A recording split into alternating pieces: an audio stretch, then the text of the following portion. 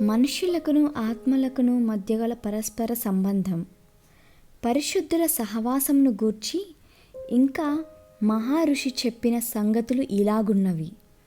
కొందరు రహస్యముగా పాపము చేసినప్పుడు తమ్మును ఎవ్వరూ చూచుటలేదని తలంచుచున్నారు. అయితే ఆ సమయముల యందు వారిని దేవుడు, దేవదూతలు మాత్రమే కాక చనిపోయిన బంధుమిత్రులను నిలువబడి చూచుచున్నారని వారు గ్రహించుటలేదు. ఈ ఆత్మలు మానవ రూపమందు కనబడుటకు అనుమతి లేదు. ఒకడు పాపమునకు చోటిచ్చుటను వారు చూచినప్పుడు సమూయేలు ఆత్మవలే ఆవేదన చెందుచున్నారు. అయినను పాపము యొక్క అసహ్యము వారిని త్వరితముగా అక్కడ నుండి తరిమివేయుచున్నది. ఆ ఆత్మలు తీర్పు దినమున మనుషుల పాపములకు ప్రత్యక్ష సాక్షులుగా నిలువబడి వారి ముఖము ఎదుట నేరారోపణ చేయుదురు. అయితే నిజసేవకుల చుట్టూ పరిశుద్ధులు, దేవదూతలు ఎల్లప్పుడూ ఆవరించియున్నారు. ఇదే ఆ కాలమున జీవించిన భక్తిపరులు తమ వ్యక్తిగత జీవితమందు అనుభవించి ఎరిగిన నిజమైన సహవాసం. దేవుని యందు విశ్వాసము, భయభక్తులు కలిగి జీవించు వాని చుట్టూ దేవదూతలను, పరిశుద్ధులను నిలువబడి అతనిని సంతోషముగా తమ చేతులతో ఎత్తుకొని పరలోకమునకు కొనిపోవుదురు. ఈ విశేషమును వివరించుటకు నేను స్వయముగా చూచిన 2 సంఘటనలను నీకు చెప్పుదును. అపజయము నొందినవాడు.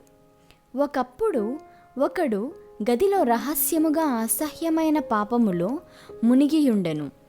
ఎవరూ తనను చూచుటలేదని అతడు తలంచెను. కానీ నేను ఆత్మలో అక్కడికి చేరినప్పుడు తమ జీవితమును దైవభక్తితో గడిపిన అతని అన్నయ్య, అవ్వ, వారితో కూడా దేవదూతల సమూహము ఆ దృశ్యమును చూచి కన్నీరు విడుచుటయు తమ బంధువునిగా నుండుటకు అర్హత లేదని ఆ మనుషుని కొరకు జాలిపడుటయు చూచెను.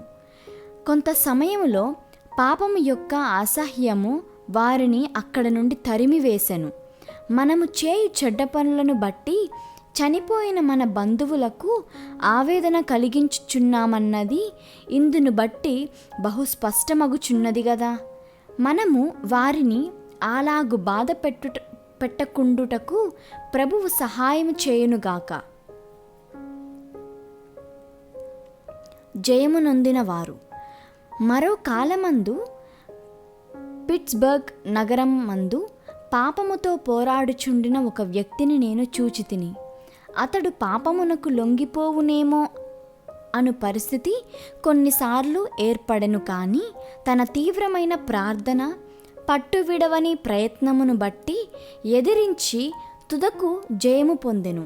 దానిని చూచి చనిపోయిన బంధువులలో కొందరును దేవదూతలను మన ప్రభువైన యేసుక్రీస్తు మూలముగా జయమనుగ్రహించిన దేవునికి స్తోత్రము అని చెప్పుచు పరలోకమునకు తిరిగి వచ్చిరి.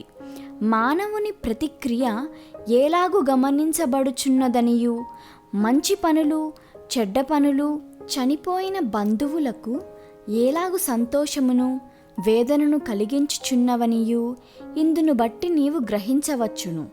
ఎందుకంటే మరుగైన దేదియు బయలుపరచబడకపోదు, రహస్యమైన దేదియు తెలియబడకపోదు అని మత్తయి 10:26 అధ్యాయంలో రాయబడి ఉన్నది.